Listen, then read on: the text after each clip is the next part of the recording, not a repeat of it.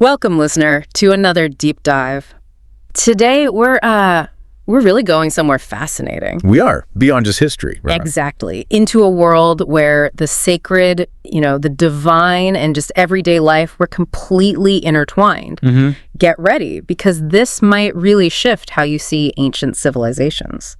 We're looking at ancient Egypt's divine cities. And these weren't just capitals in the way we think of them now. No, not at all. They were built as cosmic blueprints, extensions of the god's power right here on Earth. That's what our sources suggest. These settlements weren't merely functional. I mean, every street, every building, every monument. They all had a purpose. A higher mystical purpose, yeah. Yeah. Directly tied to their gods. And this belief, it wasn't just symbolic fluff.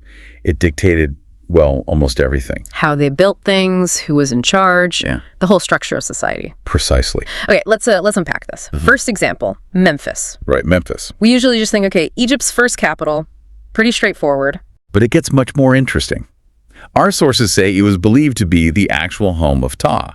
The creator god, the craftsman god. That's the one. So the city wasn't just a capital. It was seen as his divine workshop right here on Earth. The main temple was literally his house. His house. Wow. So priests were like caretakers. Essentially, yes. Yeah. They acted as his household staff, even performing daily rituals like feeding and clothing his statue, as if he were physically present. So the city wasn't just for people. It was built for the god. It was meant to be a physical manifestation of cosmic order, truth, balance right there in the urban landscape. Okay, that deeply embeds the gods into just, city life. Absolutely. It sets the stage for understanding the others, too. So let's move on then to Thebes, modern Luxor. Ah, Thebes.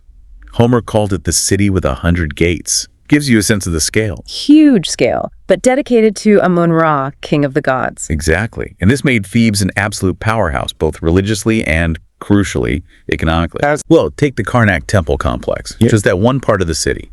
Sources suggest it employed over 60,000 people. 60,000? Just for the temple? That sounds less like a temple and more like a giant corporation. It functioned like one in many ways. Scribes, farmers, artisans, all working for the temple. And that must have given the priests of Amun-Ra enormous influence. Immense influence. Sometimes you could argue it even overshadowed the pharaoh's power.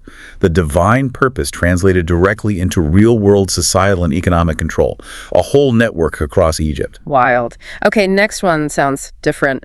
Amarna. Ah, yes. Amarna. A really radical experiment, almost unique. What happened there? Well, during the New Kingdom, Pharaoh Akhenaten did something pretty drastic.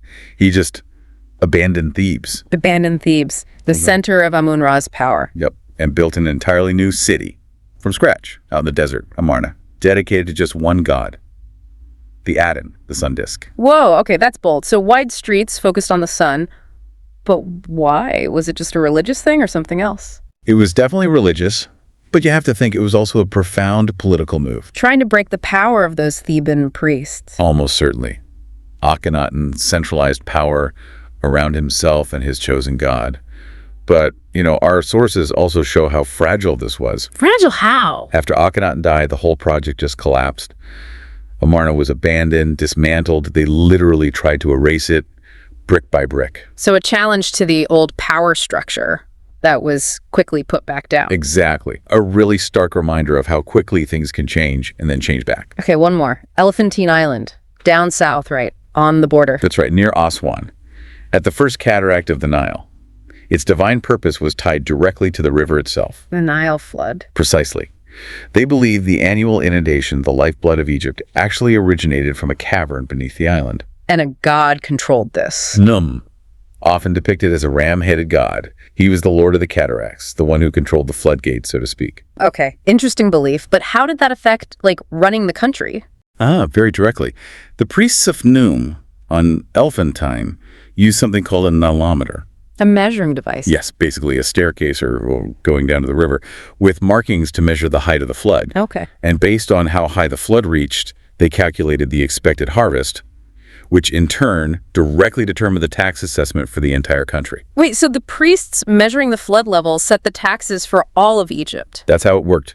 The god Cum through his priests, literally held the country's economic fate in his hands each year. A perfect link between divine belief and practical governance. That's incredible. So looking back at all these, Memphis, Thebes, Amarna, Elephantine. What you see is that these cities weren't just places people lived. They were physical embodiments of divine will. Cosmic workshops, power centers, economic engines. All driven by this deep connection to the gods. Every part of life, from building plans to taxes, was woven into this higher mystical purpose. It really challenges our modern, maybe more secular ideas about what a city is even for. The sacred and the practical weren't separate categories. They were completely fused. It makes you wonder, doesn't it, if our cities today were designed with some kind of singular, overarching, maybe even divine purpose in mind. How different would our societies look? How might our daily lives actually feel? It's a fascinating thought experiment building on what these ancient Egyptians actually did. A lot to think about. That's all we have time for on this deep dive. Thank you for joining us.